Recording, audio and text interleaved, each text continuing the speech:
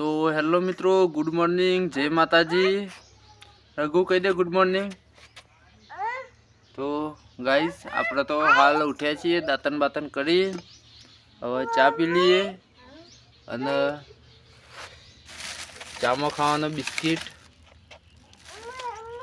ખાઈ લઈએ, પછી નાસ્તો કરી લઈએ। એ બેટા આ હું લાવ્યો તું? હા તને જ આ લે લે લે આવું છે આ કોણ લાવ્યો? હા હવે લે એક તું ખા લે। શેમ નહીં ભાવતો?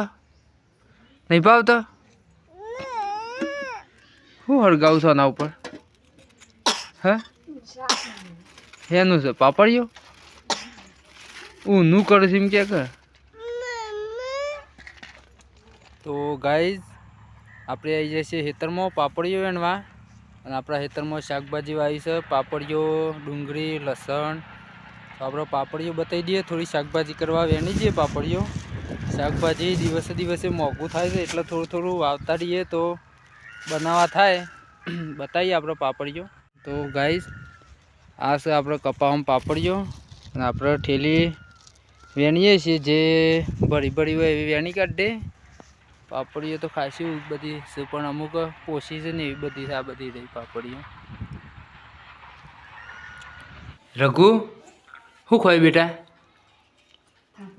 ફાફરો લાવજે, ફાફરો લાય।